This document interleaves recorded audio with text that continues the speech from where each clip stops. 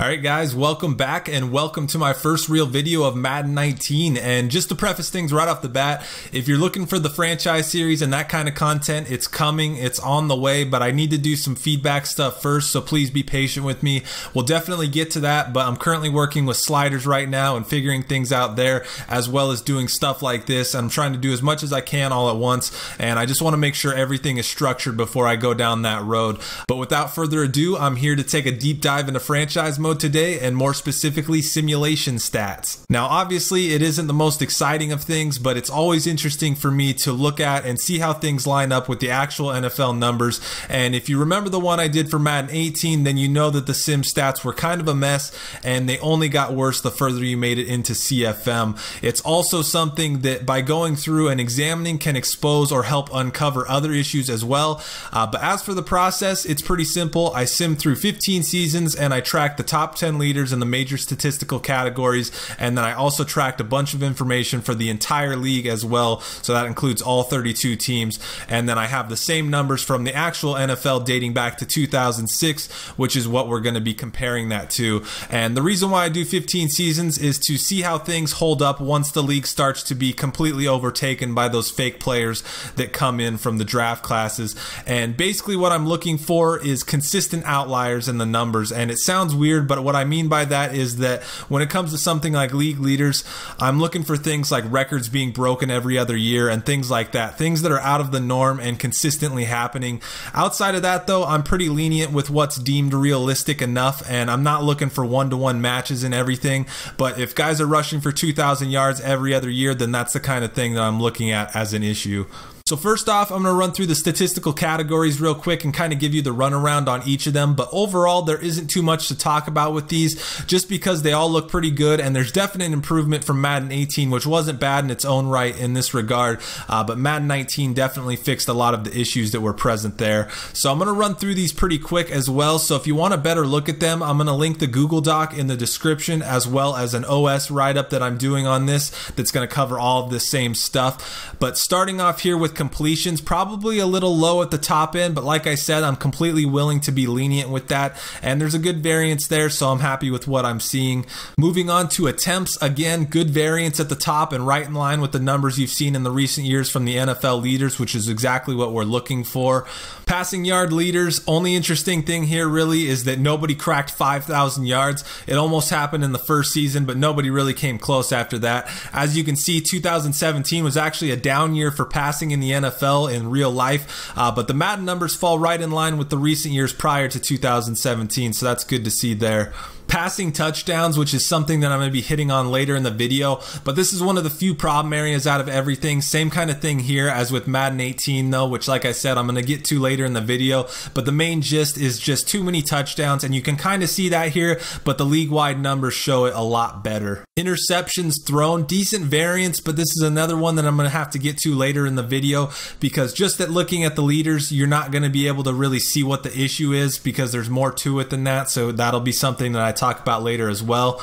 So this is time sacked for quarterbacks, and this is a lot better than last year. In Madden 18, as the years progressed, the sack numbers dwindled greatly, and it was something that was extremely apparent in these numbers.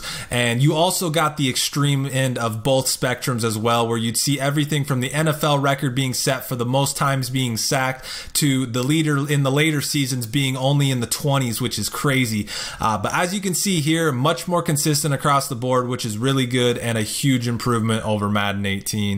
Here's the carry leaders, pretty simple, decent variance and no real outliers. Everything from top to bottom right in line with the real NFL numbers. So again, good job there. Rushing yard leaders. So this is kind of like what I just mentioned with the sacks from last year, where the numbers show something is wrong. If you look at the numbers early on, they're not too bad, but you can really see starting around 2027, 2028, that there's a significant trend and a reduction in the rushing yard leaders. And this is part of a bigger problem that I will also get to once we get to the league-wide numbers. But on the other side of the coin, rushing touchdowns, this was a huge problem last year. If you look at the NFL numbers on the left, you'll see in recent years, there's usually been a couple of guys over 10, and then there's a few years there where it hits 5 or 6 or 7 guys with 10 touchdowns. But with Madden 18 sim stats, the top 10 every year had guys with over 10 touchdowns, and in a lot of cases you were getting 15 to 20 guys with 10 touchdowns, which was a real problem. But in Madden 19, very much improved, and it looks just about perfect. You've got years with a bunch, years with a few. The overall leader ranges from 10 to 17. It looks great, and it's a huge improvement over Madden 18 in this regard. Reception leaders, this is kind of like pass completions, and they're probably obviously connected, but when you look at the top, things are more on the low end compared to the real NFL numbers. You do have guys reaching 100 receptions, but not consistently, so there's maybe some room for improvement here, but I feel like that's splitting hairs, and it looks good enough for me. Moving on to receiving yards leaders, again, maybe on the low end at the top. Nobody had more than 1,600 yards in any of the seasons that I simmed, but when you look at the NFL numbers, that's something that has been more common as of late, happening 7 times since 2011. So again, maybe some room for improvement there, but overall, I think it's fine. Reception touchdowns, this one early on is exactly what I like seeing, because you get that good variance and you have that one outlier with the 21 touchdowns, which is perfectly fine as long as it's not happening consistently.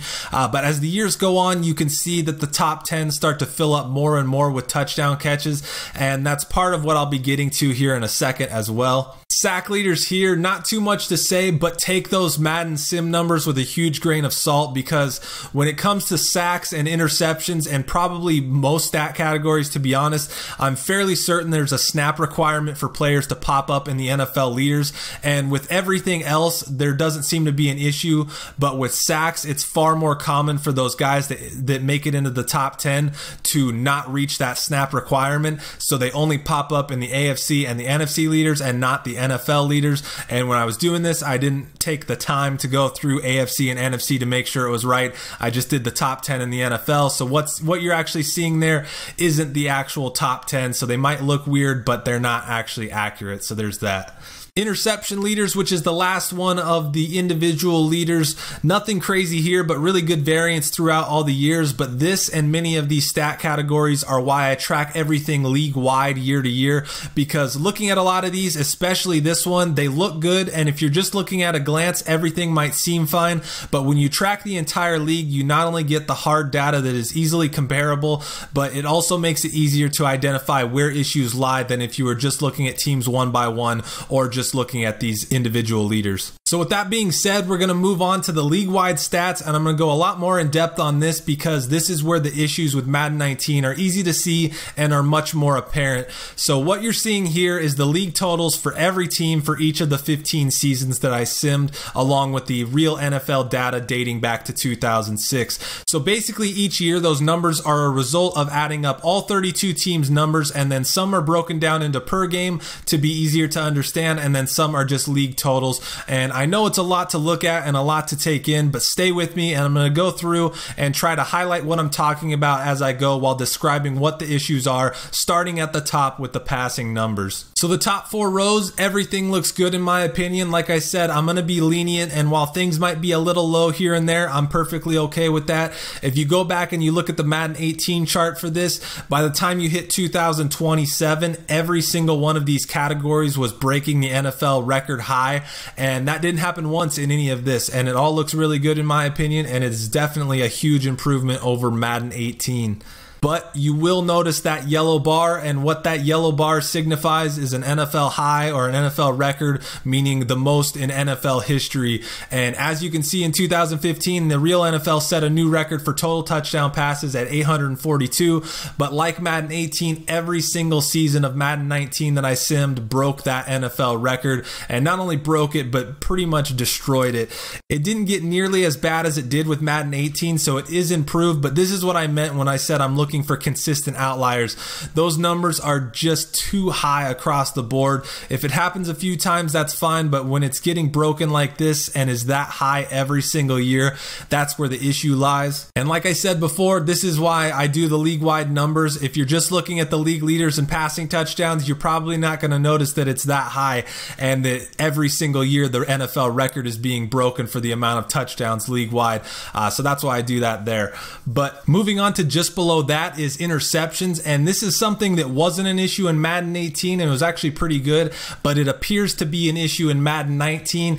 As you can see, in the first season it was fine and right in line with the NFL numbers, but after that there's a severe drop off and the interception numbers start to fall more in line with the NFL numbers from the 1960s. Excluding 1982, which was a strike shortened season, the last time there was under 400 interceptions league wide was 1969, and that was obviously pre-AFL NFL merger, and there was only 16 NFL teams at the time, so that's why the numbers were so low then. But I looked into what might be the cause of the issue because it seems to be something brought on by the new players coming into the league just because of how things played out in that first season versus everyone after. And so I looked at the starting quarterbacks of every team at the end of the sim, and all but one of them had ideal for his sense pressure trait, and that was the case in Madden 18 as well, but I figure that's something that probably affects sacks more than interceptions. So then I looked at the forced throws trait, and every single starting quarterback with the exception of one had either ideal or conservative for that,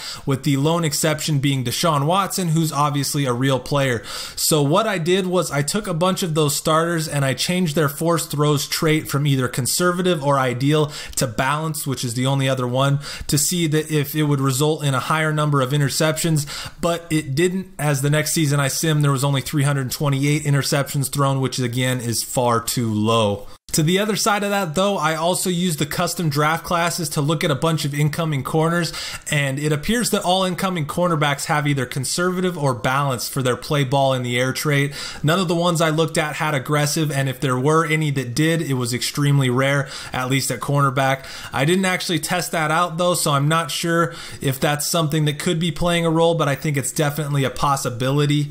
Then the last thing there in passing is sacks, which in my opinion looks perfect. Good variation over the 15 seasons and very consistent, and another huge improvement over Madden 18, where once you got a few seasons in, it started to dwindle rapidly, and then by the end of the sim, the total sack numbers were nearly cut in half from where they should be. So another really good job there.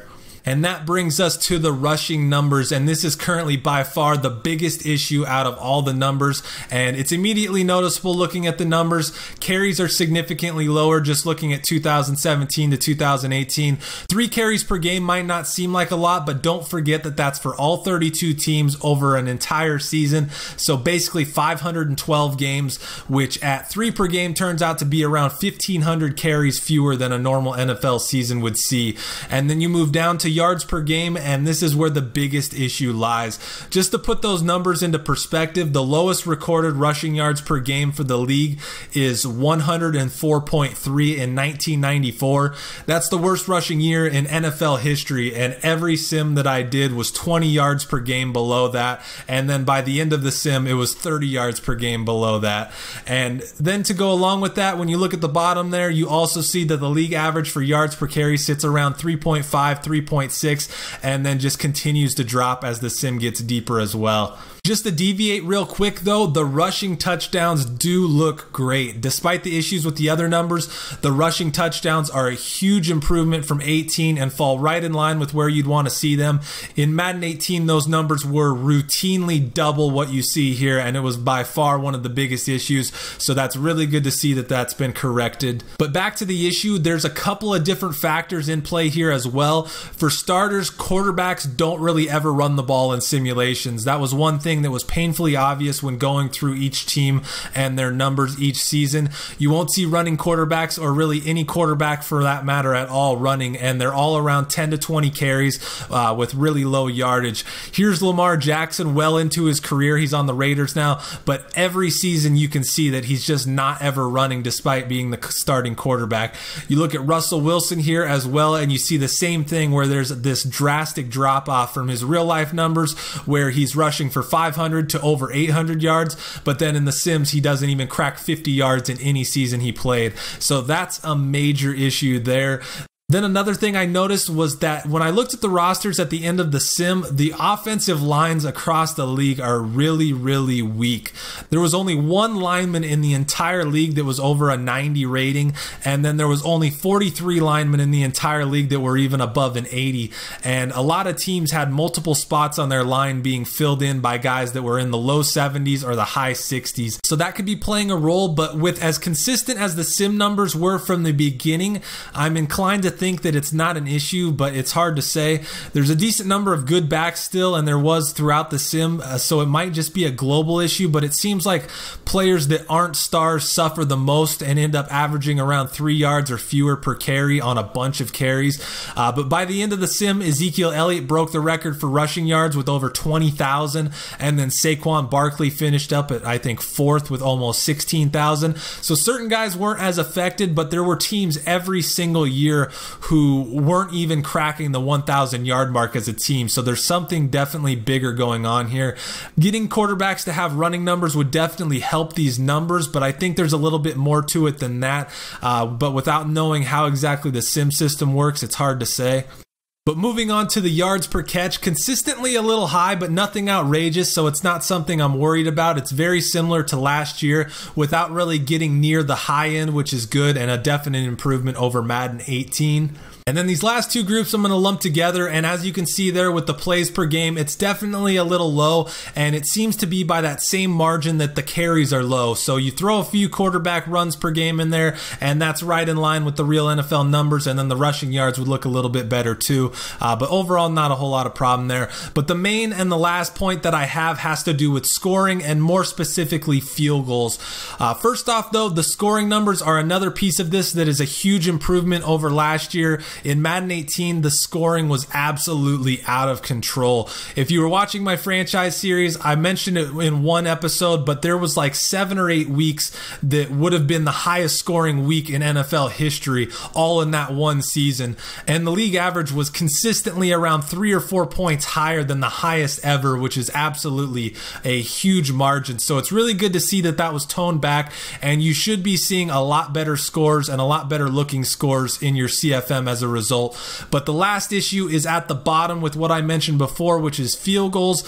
As I was tracking numbers, I was trying to figure out how the passing touchdowns were so much higher than normal, while the rushing touchdowns were right in line, but then the scoring was actually lower than the real NFL numbers. So as you can see in season 5, I started tracking the amount of field goals kicked and found out that it was extremely low compared to the real NFL numbers, and by almost half. The real NFL, you're consistently seeing between mid 900s and just over 1,000, with the amount of makes being around the mid 800s as of recent. But in Madden 19, over the 11 seasons I tracked, the league only cracked 500 twice. What you'll also notice is that the field goal percentage is considerably lower than the real NFL, where every year since 2006 it has been over 80%, and the sim didn't even really come close to cracking that even once. When looking at guys individually, some guys would have a fairly realistic number, but you'd also see more than a few guys who didn't even make it to 10 field goals made the whole season. They'd be like 7 of 12, and then there'd be a lot of guys that were like 12 of 18 in the teens, and then there was only one guy the entire time in all of the seasons that I tracked that made 30 field goals. And just to put that into perspective, almost half the league last year made 30 field goals in the NFL.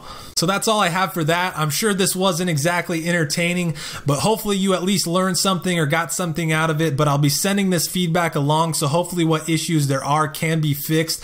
That being said though, I was really surprised at how well the numbers came out, and they did do a really good job with the sim stats this year. Obviously there's issues, and in certain cases big issues, but compared to last year, I don't think those issues are nearly as bad or abundant as they were in Madden 18. And this is something that might seem like a small thing, but this is a crucial part to CFM, and so I'm really happy that it's improved as much as it has. But that's going to do it here. I hope you guys enjoyed the video, or like I said, got something out of it. I don't really have a plan for content right now. I wanted to get this out of the way because it's the most tedious of things, but I do know I'll be diving into injuries and doing a deep dive like this into that like I did before. But like I said at the beginning, the franchise series is coming, but feedback is first for me right now. So I hope you guys understand that. But that's all I got. I appreciate you if you made it this far. Thanks for tuning in, and have a great day.